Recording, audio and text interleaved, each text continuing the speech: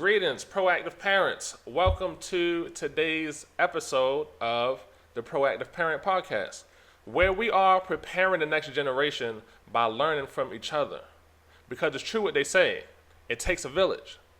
I invite you to join our village at the links below or visit school.devontrent.com. And with all the distractions and all the intricacies, the dangers that are out there. I mean, one of the books that I wrote was The Six Black Holes of Childhood. And it just goes into the different dangers that kids face today. And there's so much more than what we grew up with. I was born before internet and before all this crazy social media stuff. And so there's a lot more dangers in the world to have to contend with. And so I just want to help support parents and make sure that they're able to help their kids become great human beings. Thank you, Tim. We appreciate the work that you do. I'm looking forward to the conversation. Next, we have Sylvia Esquivel. Sylvia is a teen parenting coach who helps moms of tweens and teens create more calm connection and understanding at home through human design insights. Sylvia, the floor is yours. Yeah, so exactly like Tim said, we were raised in a very different world than we have to raise our kids. So I have had my challenges. I am a mom of three. I have a 23-year-old girl, so I survived the teen years with her. And I've got, I'm in the thick of it with my two boys. They are 15 and 16.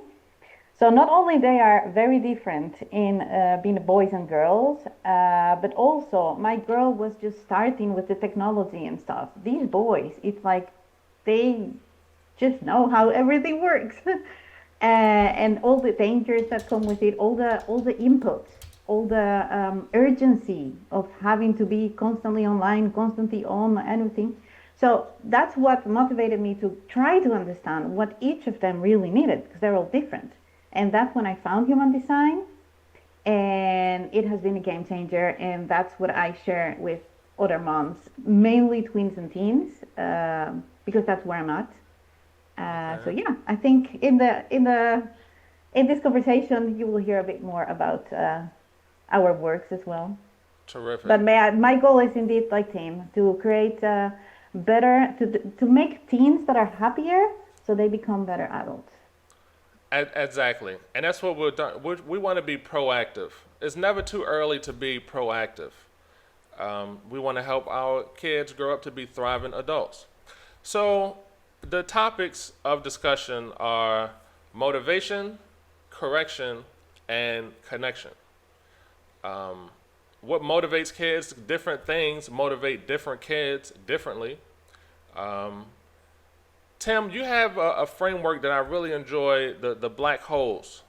I think that would be a good thing to piggyback off and, pull examples from the black holes. Can you give us a overview of the black holes, and then we can find one to zero in on?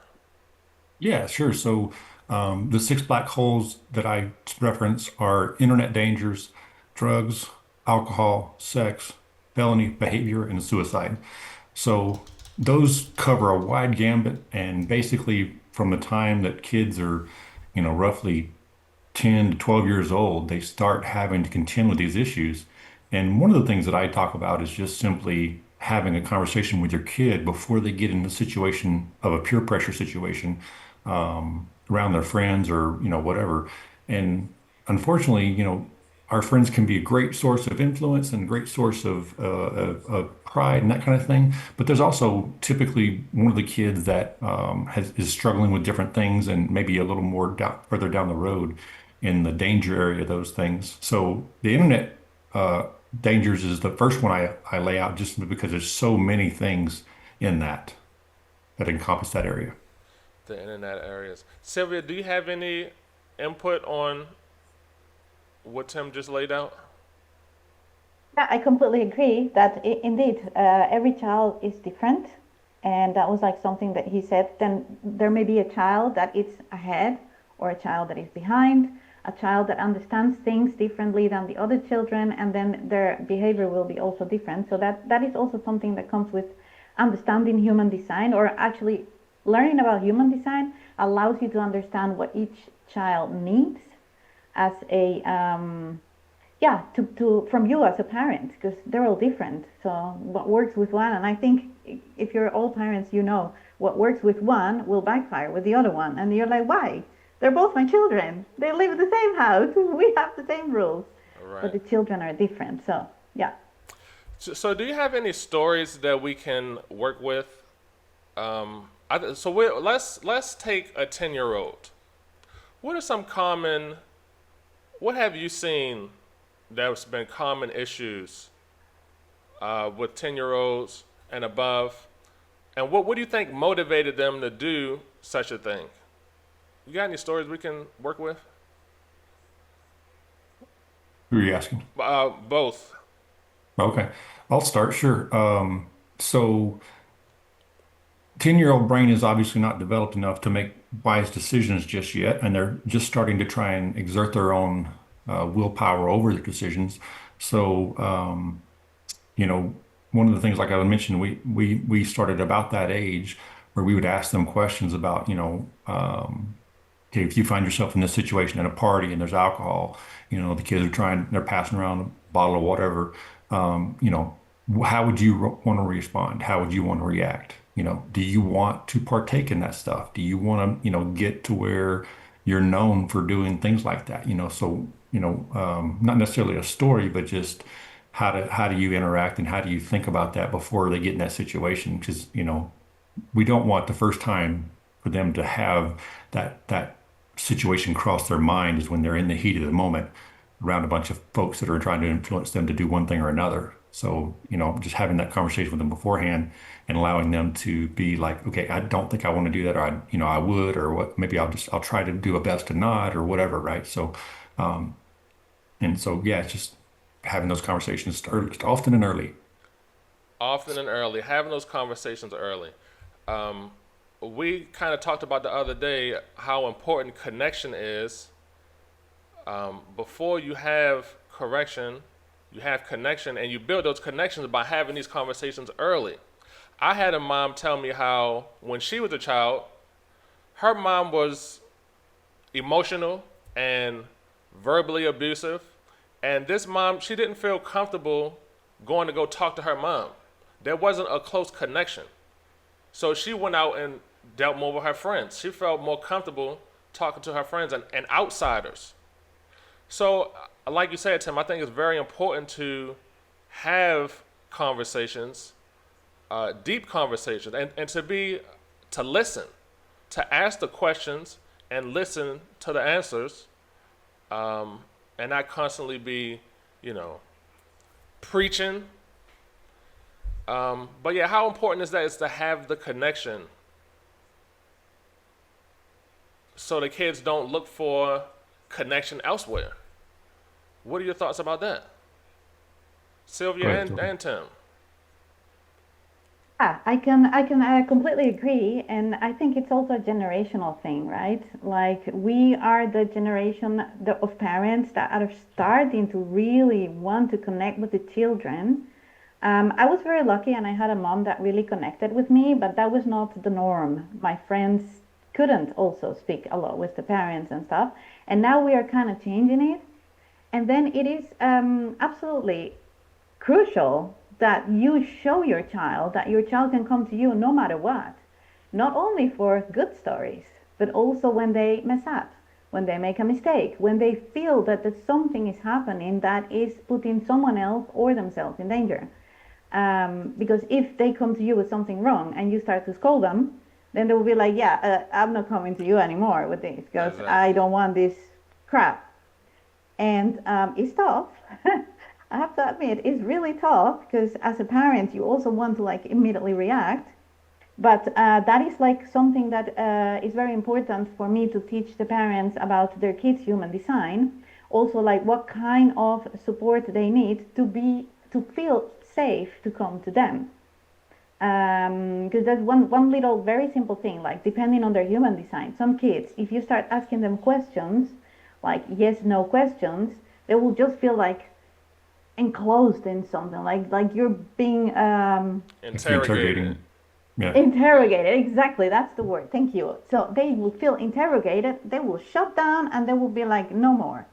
Well, there's other kids that actually that is the type of question that works for them. Asking them these that question, yes, no questions. If you ask them an open question, they will be like, I don't know, and then that will make them also get like very, very icky, and I'm not gonna talk to you because you're gonna start asking me stupid questions that I don't even know the answer for. So that kind of thing is very important when making the connection. And definitely the connection is huge in all sorts of situations. That's the key. Like it doesn't matter if they come and tell me, you know what, we just stole a bottle of water in the supermarket. All right, then they came to you and told you. They feel safe. So that is the connection that we should be building with the kids, in my opinion. What do you think about that, Tim? Having those, saying that, oh, you can tell me anything. You can come and talk to me about anything. And then when they come and tell you about things that not so nice, what do you think about that, Tim? Well, absolutely. And not all parents can do that very well. So, I mean, my wife and I have a dynamic where she is that person that's very, very able to listen to difficult things and not be judgmental. Um, I I was not as good at that as she was. So the boys tended to talk to her more, or the kids, I mean, just in general. But I mean, there was like girls typically I would connect with a little more, and the boys she would connect with a little more. And so just, yeah, being able to listen to that and then ask questions around it instead of, because I mean, some parents, they just, they want to correct before they connect. And that's a challenge in that if the kid doesn't feel listened to and doesn't feel heard, then it's really hard for them to listen to you when you're trying to offer up correction. So, just being able to listen without judgment and hear what they're saying and then ask them questions around it, not closed questions or intimidating questions, but questions that lend itself to furthering the conversation and letting them think through. I mean, one of the things we did I think that was really good, as I look back, is that, around the 10, 12 years old range, we started asking questions about how they would feel about this or that. That way it allowed them to develop those neural connections and also develop the process of critical thinking about how they wanted to respond, how they wanted to react, what would they do, and just what do you feel about that, and things like that. Not leading questions, because sometimes parents will have well, even, I mean, anybody just have a vendetta or have a thing on in their mind to try to come to the end of that conversation, and they listen to answer or to respond versus listening to listen. Right. Um, and I like how you said you had these conversations and say, "Well, how do you want to respond?" Okay. D- how can we ensure that they have the skills to respond positively?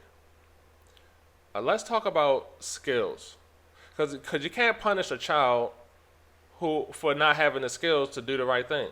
And how, like you said, Tim, running through these scenarios helps build the neural pathways, um, and it's practice. That's how you develop skills, by practice. And if you can't be in a situation in real time, you can run through a scenario. That's practice. What are your thoughts about building skills and holding kids accountable to skills that they don't have yet? And how can you make sure that they do have the skills? Well, now I know you have the skills, and I can hold you accountable to it. Sylvia, Sylvia, I'll let you go first. Yeah. yeah, what you think, Sylvia? Yeah, definitely. It is like a pull and push game. And I don't think we can say that any parent is skilled at actually achieving this, because parents are different, kids are different. But I think it starts with having good communication, and it starts very young. If you don't, also, like something like really young kids, they can be very annoying. We know that. Mama, mama, mama, mama. And just cope with the annoyance. Listen to your child, even if he wants to sing the same song for the third hundredth time. listen to it, because the moment that that child has something really important to tell you, if you have not been listening to the child with these annoying things, the child won't come to you. So that's how it starts, with building the skills. Like, okay, first, building the skill, you can come to me anytime. I will always listen to you. If you don't have time to listen to the child, then just say it plainly. Give me 5 minutes, I need to finish this, and I'll be with you. And then from there, you start, like Tim says, just talking to them about situations, talking to them about dangers, about, obviously with the level of the age they're at.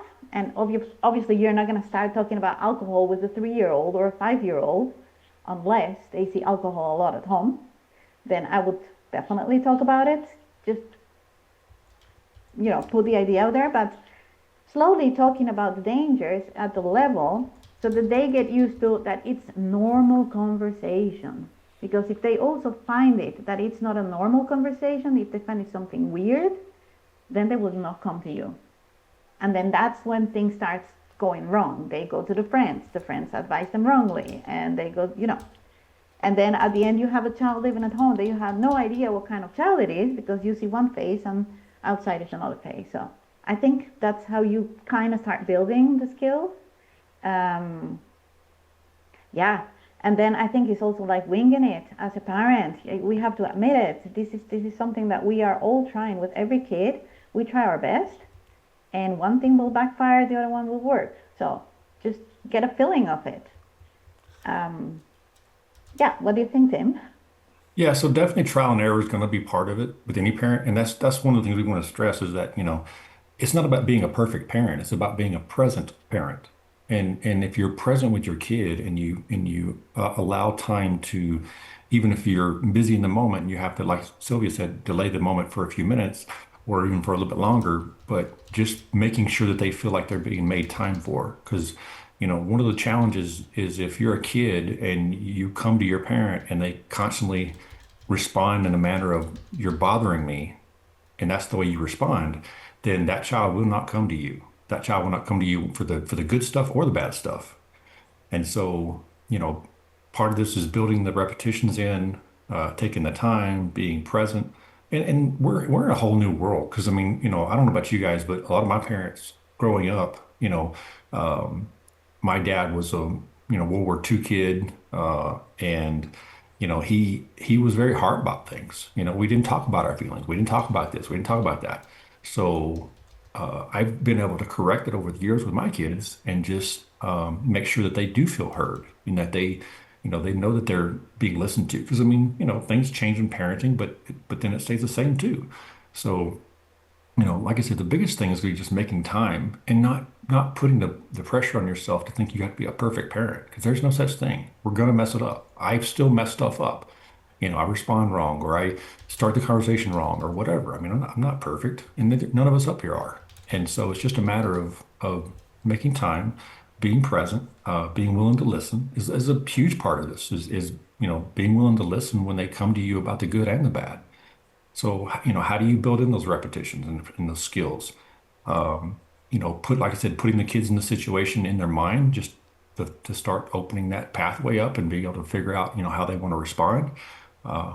Telling them, share not everything, but share age appropriately, and, share some of the things that you struggled with. Hey, yeah, there was a pretty girl that I liked, and I gave her a note and she made fun or whatever. I don't know, just whatever your issue is. But relate so that they know that you're not coming from a I've never had this problem before kind of parent. Because many parents don't want to relate to their kids, and not because they feel like they'll be judged, or they feel like they have to be perfect or whatever, and that's just not accurate. Because if you act like a perfect parent, the kids won't come to you in that place either, because they don't feel like they have anywhere they can go where someone can hear them and relate to them. Yeah, can Yeah, I add something just with that about being perfect?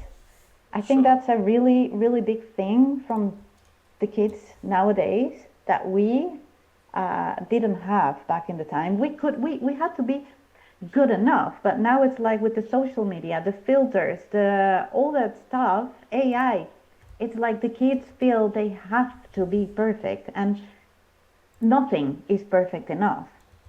So if we as parents don't show them that being imperfect, being wrong, making mistakes is okay, then that also affects the connection usually and the rest of the lives. Yeah, totally. And then also, one of the things I've had some pretty in-depth conversations with some parents about apologizing to your kid.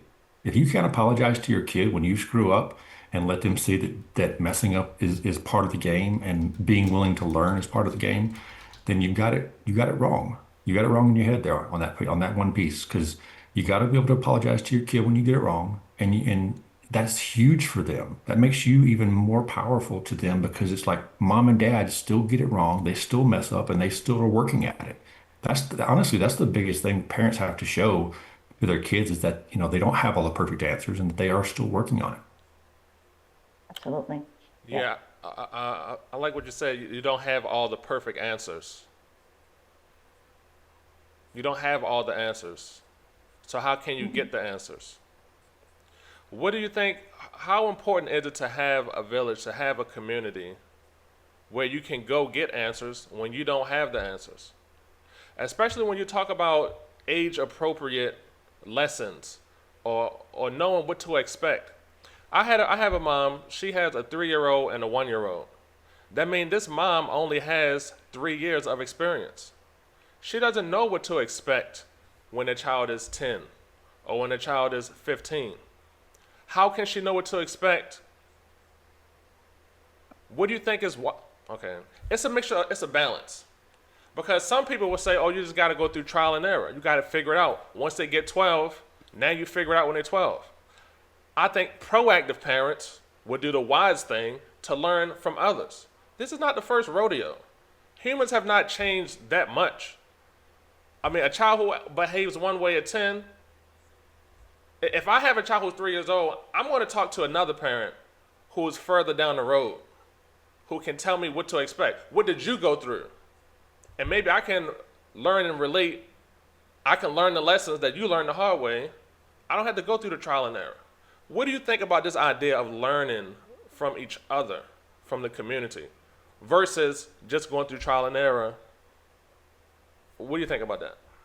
I think being able to have a community around you is where churches come in and social groups come in, and not social media. Social media is garbage. Okay, if you're getting your direction from social media, then it's not good. So for the parents that don't have the community around them, hit your church, hit your social groups, that kind of thing. But being able to, I mean, like 3 years old, right? We call them three-nagers because three-nagers are mini teenagers and they have the temper tantrums, they have the hormones, they have the different things. And, there's just every phase has its challenge, every phase. And if you have someone that's got, that's around you that has kids that are a little older and that kind of thing, and they can talk to these issues, then you feel like, okay, God, I'm not losing my mind because my kid is a tyrant at 3 years old. That's part of the challenge, and they'll test limits, and every kid will.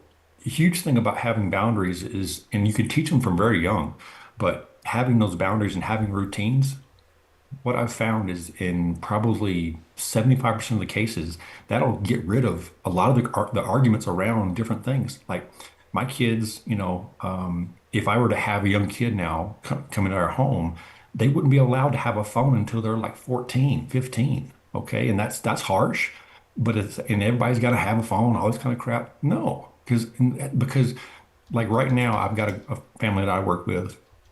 The little girl, she got a phone at 11, and mom gave her a phone.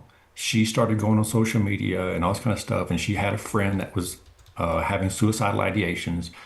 Well, mom took the phone away because she was getting influenced by this behavior. The girl was cutting, and so mom took the phone away, and she actually offered after about what's that? I think it's been like 3 months now to give the phone back, and the girl said, "I don't want the phone back." Wow.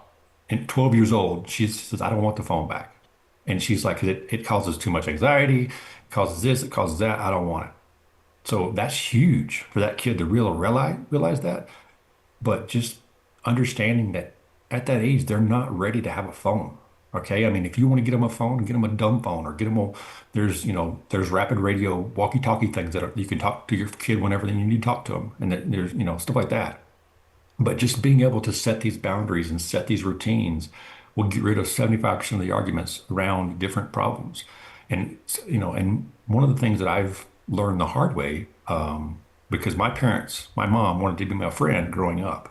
So there's a little saying, and I forget, I don't have it right, but it's basically when your parent tries to be your friend, when you need a parent, then when you are a parent, you won't be their friend later on. And that turned out to be true. Wow. In that when I needed a parent, she tried to be my friend. And so when I got to be older and I needed a friend, when you change, part of the phases is when you change from being their parent to their counselor to their confidant. We didn't have a very good relationship because, I saw so much that was done completely wrong, and my mom, God bless her, she did the best she could. But it's just about, you know, trying to do the best you can. And I heard one guy on the radio one time, a long time ago, and I'll shut up. He said, if you can pass along less issues to your kids than you inherited, then you've been a successful parent. So, I mean, if you've got all these different issues, I call it generational decay, right? If you have all these issues that are passed down to you by your parents and you can pass down less of those issues to your child, you've been successful. So it's a work in progress. Yeah, thank you for sharing that, Tim. Sylvia, you had something you want to input? About talking to other people and relying on other people when when you're raising your child. I agree. However, it's getting more and more difficult to actually being able to express the challenges you're going through with other people because, again, social media and all these new technology things come back in the game. What you see is perfect parents, perfect kids, only achievements and great stuff and fantastic things. So then that's like the experience that I've had, and that's why I created a community of moms for moms, so that they could share their struggles and then feel recognized and feel like, okay, I'm not the only one. Oh, my kid is not messed up. I am not a bad mom, because they don't feel open enough to talk to the friends. Maybe they may have one or two friends, but still, even with the friends, they feel like, oh my God, I see their kids and they're all A's and they're all doing great and they're all so polite and they behave so well. And my kid is a mess. He screams back at me. He shuts doors in my face. And what they don't realize is what they're seeing is just what is in the outside.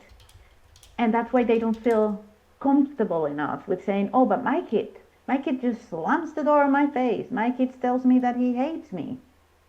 And that's when having a community, someone that you can trust and confide in, comes super, super, super, super handy, because then you find the support and then you start feeling that you are not the wrong person, that your child is not the wrong child, or that there's nothing wrong, with you and the child. So it is super important. And I think we are building more of these communities, which may not be the direct friends, may not be the families.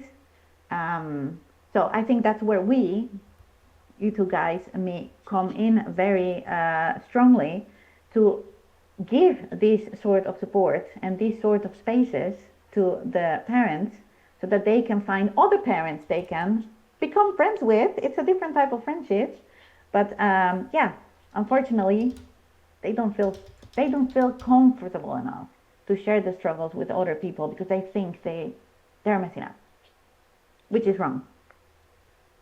Right. Would you about to say something, Tim? Yeah, I mean that's where the social media stuff is a facade. It's not true. It's typically everybody's showing the best side of everything, and that's where people, I don't go on social media very much at all, just because it's kind of icky, and if you're on there scrolling and everybody's got a perfect life and everybody's got a perfect wife and everybody's got a perfect spouse and everybody's got a perfect this and that and the other thing, it makes you compare to yourself, even at our age, we're still susceptible to this stuff. So I kind of steer clear. Yeah, and to piggyback off of what you both just said, Many people don't. Okay, many people go on social media and they see a facade. And Sylvia said people don't feel comfortable being truthful because they feel like they're not good enough. So how important is it to do things like this out in the public, out in the open, to see the authentic, to see what's real, to share stories that you can learn from? And how you said it, when you hear other people having the same stories that you have, you realize, oh, it's not just me. I'm not crazy. I'm not doing something wrong. This is all part of the process. The three-nagers, how you said, people talk about the terrible twos. This is part of the phase. This is how it goes. I think it's important to have these open discussions in public and let people see that you're not crazy. Yes, but may I add something? Sure. Because when we're talking about toddlers, I think it's easier for parents to share the tantrum the toddler did. But when we go to kids, tweens and teens, for example, it's such a sensitive thing. If your child hears you speaking about what happened between you and the child, then that could cause damage to the child. So that's where it's even more important to have like a close community where you as a parent can go and share your struggles and hear other parents sharing their struggles. And that's not social media, obviously, because social media is like huge public. Like you're just speaking to, you don't even know who's looking. So that's basically one of the reasons why I had to go rogue. I completely went out of social media for like 2 years because I didn't want to hurt my kids. I didn't want to say, oh, my kid struggled with this and this, trying to be real, so other people will, recognize, oh, there's another mom struggling, and then hurt my kids, because my kids will be bullied. Then their other moms will be like, ooh, did you hear what she did? Oh. And that's exactly, social media, it sucks. It really sucks. And if that's what's doing to us as parents, imagine to the kids. That's a good That's point. the most of it. Yeah. That's a good point. I think that's also a good time to mention your school community, Sylvia. You said you have a private community where you can have these discussions and be open and honest without it being out in the public. Can you tell people what's the name of your community? Yes, of course. It's called the Teen Year Sanctuary. And it's for moms of twins and teens. So say at 10 it starts. It basically starts at 10.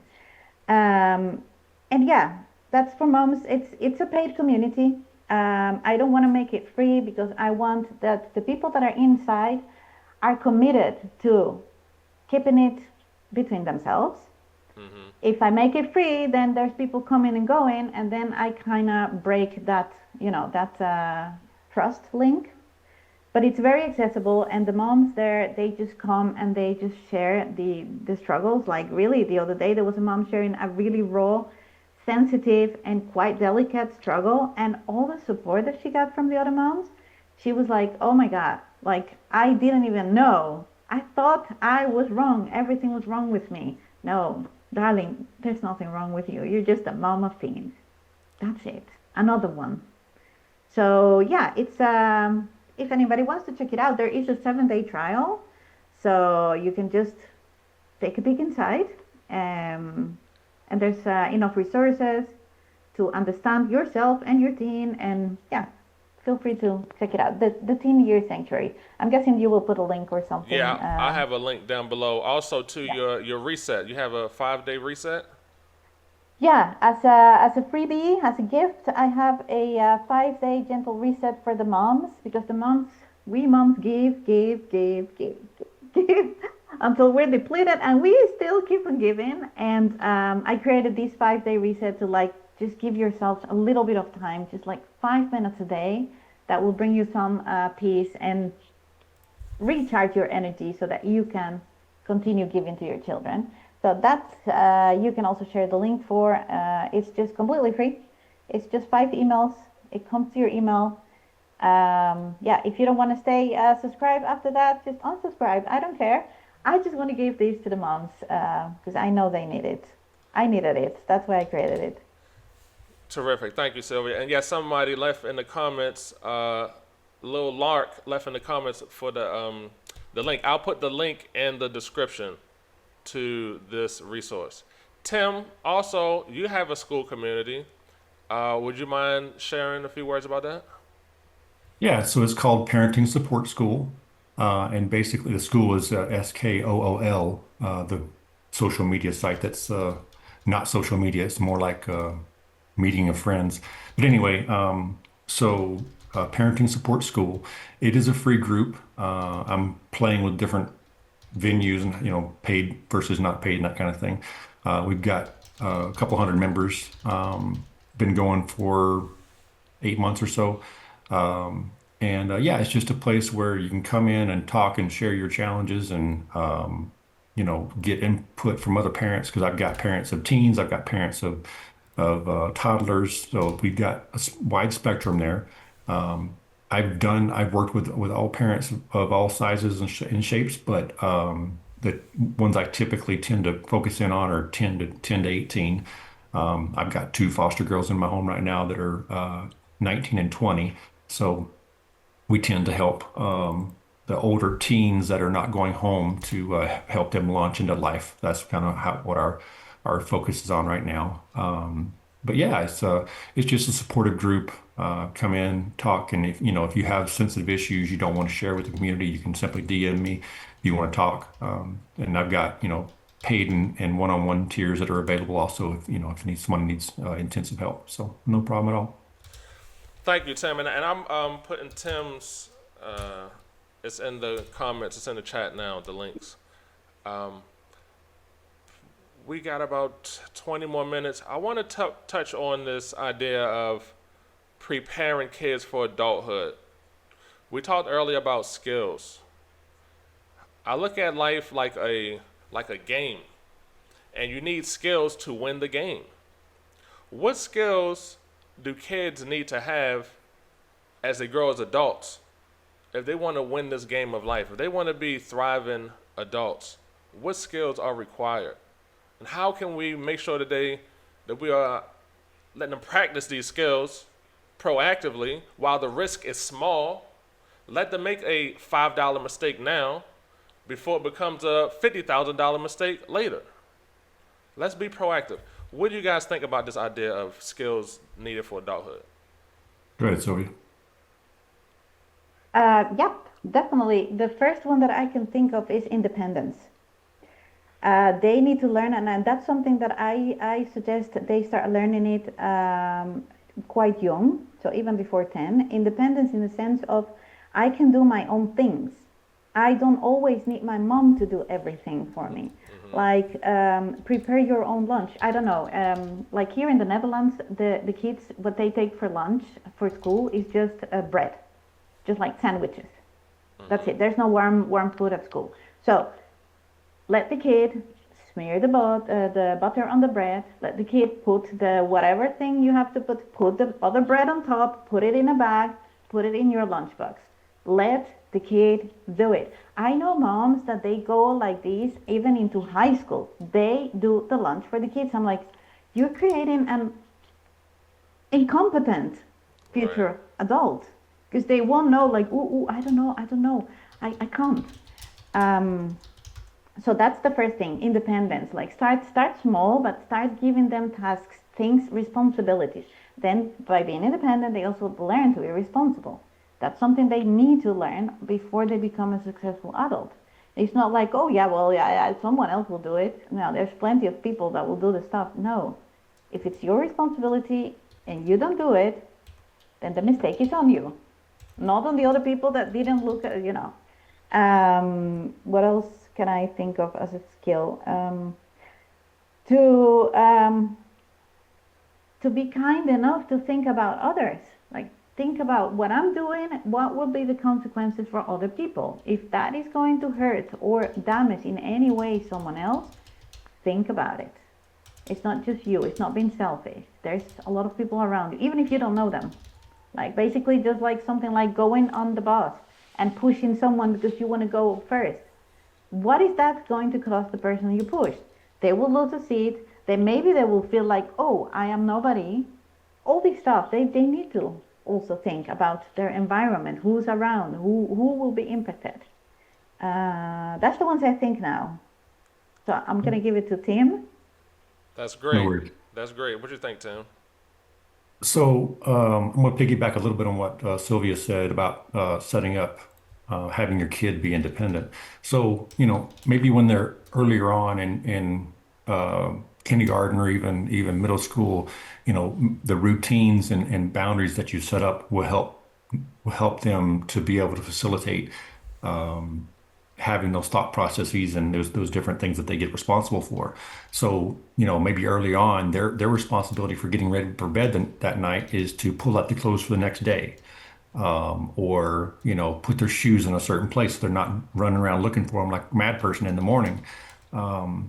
Different things like that. So, and then critical thinking, helping them think through things instead of just react and respond. Because I mean, at 8, 9, 10 years old, they can have these conversations and have these thought processes where they consider different scenarios and what they're doing and how this affects people.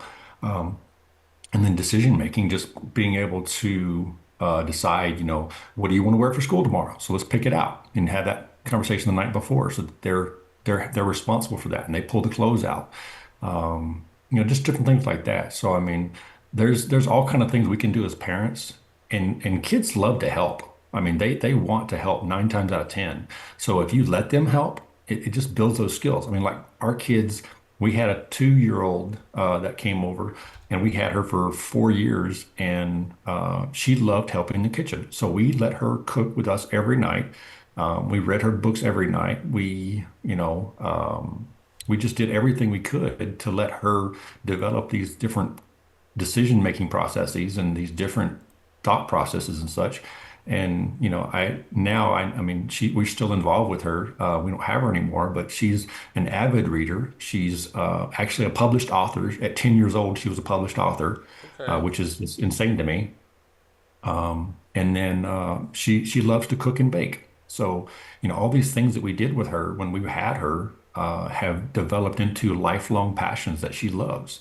So, I mean, use these opportunities when kids want to be helpful to let them help. And then, you mentioned motivation a little bit ago.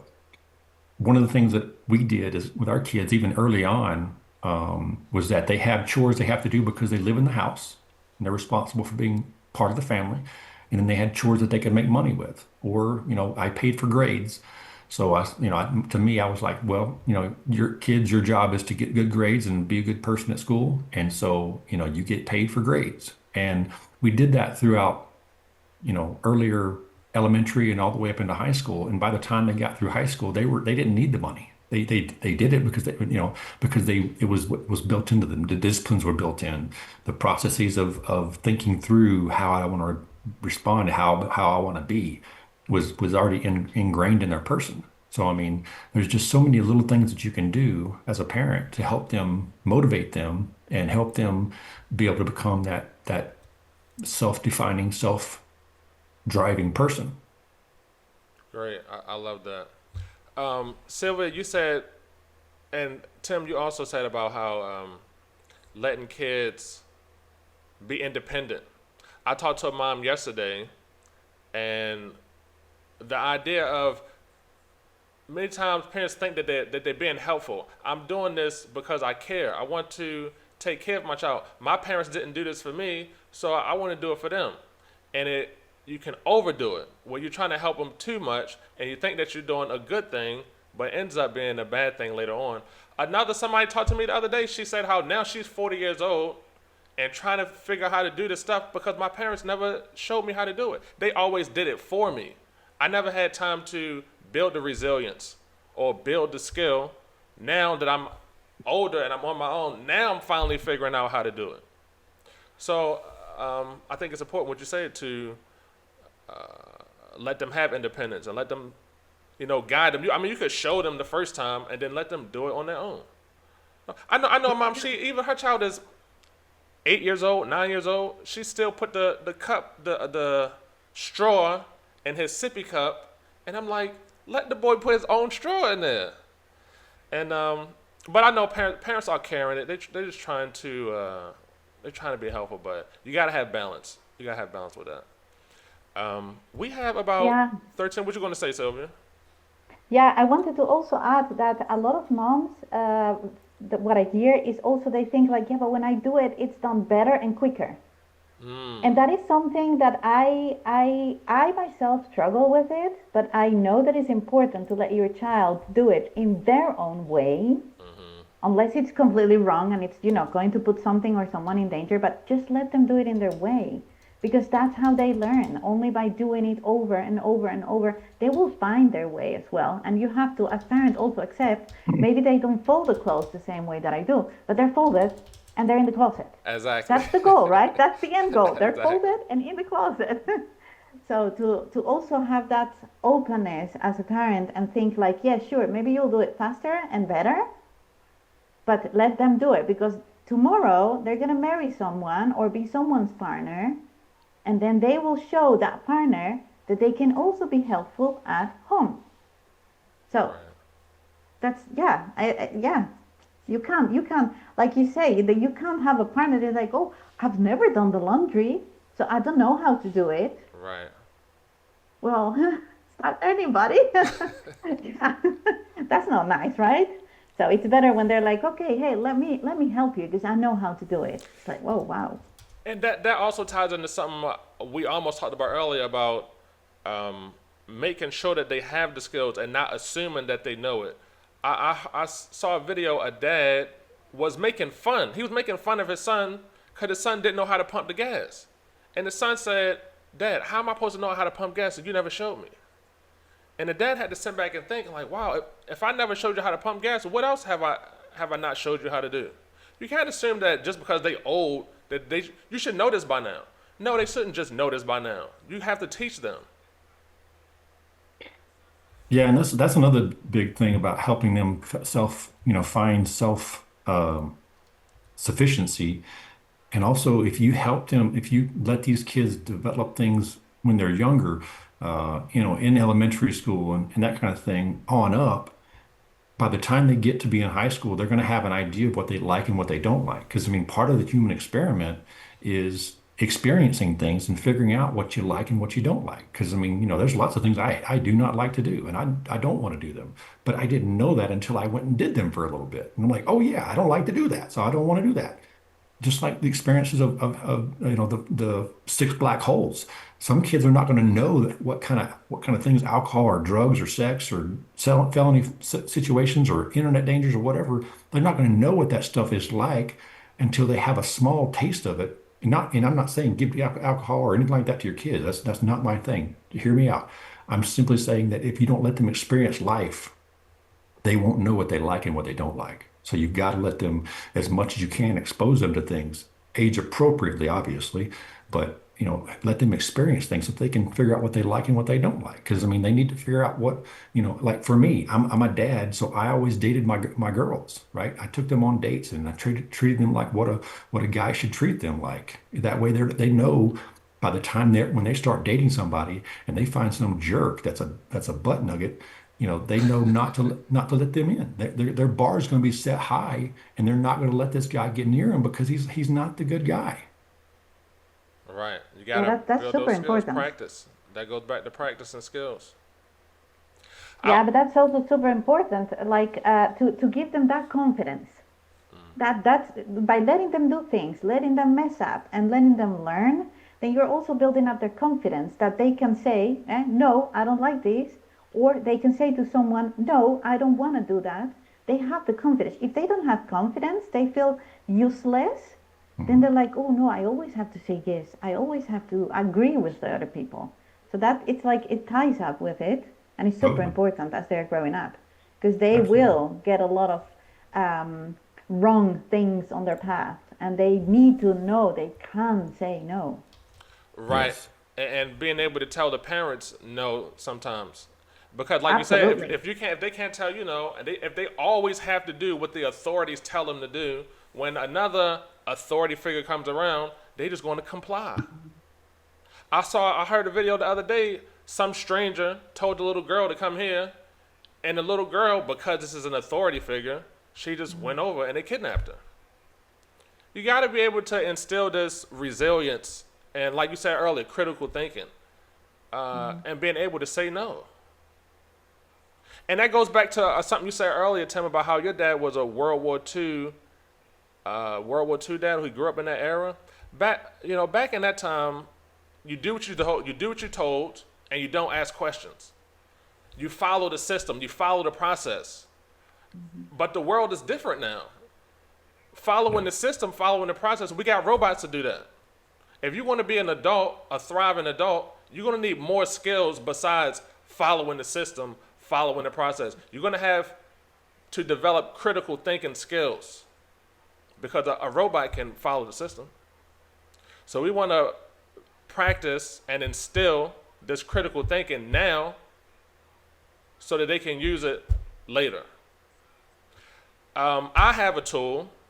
If this discussion for the audience who's listening in, if this discussion is making you think about your own child and how their child and how their adulthood would be and how good your leadership is preparing them for adulthood, I created a tool for you.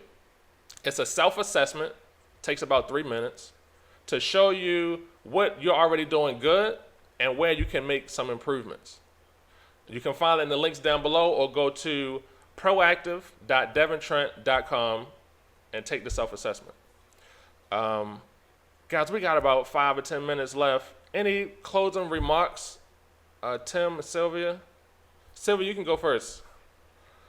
Closing remarks. Yeah, I just think it's very important to understand what your child needs versus just simply reading a book and doing what the book tells you have to do, or following what my friend is doing because the kid is doing so well, because that is another kid than your kid. So understanding what your kid really needs, I think is important. And also allowing your kid to follow what makes the kid happy. Not like these parents that want to make their kid follow or do the dream that they couldn't do. Oh, but I always wanted to do ballet, so my daughter is going to be a ballerina. But does she want to be a ballerina? Exactly. Maybe she wants to go and play with Lego. Maybe she wants to go and climb mountains. Like, just figure out what your child needs, not what you think your child needs. I think that's very important. And that's exactly why human design gets very handy. It's like a manual of what your child needs and wants to be a happy person. So, yeah. Yeah, I agree with that.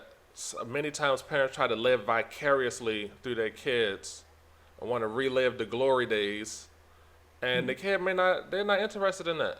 Just because they're your kid don't mean they want to act like you. You have to learn them. They are not you. They are them. Learn about them. Tim? Yeah, absolutely. Just like Tim's little girl that she became an author because they helped her follow what she liked. She liked books. So, if they would have not read books to the girl, then maybe the girl would be, I don't know, successful in something else, but completely unhappy. And that's not the goal. And looking back over her life with regret. That's not the goal. We want happy children. Exactly. What you think, Tim? Well, in closing, I think that, like I said, there is no perfect parents. So don't set the bar to that level. Be willing to apologize to your kids if you get it wrong. Be willing to let them help or even encourage them to do things on their own to where they can develop into that self-actualizing person. Because, that's, one of our great needs as a person, as an individual, is to self-actualize.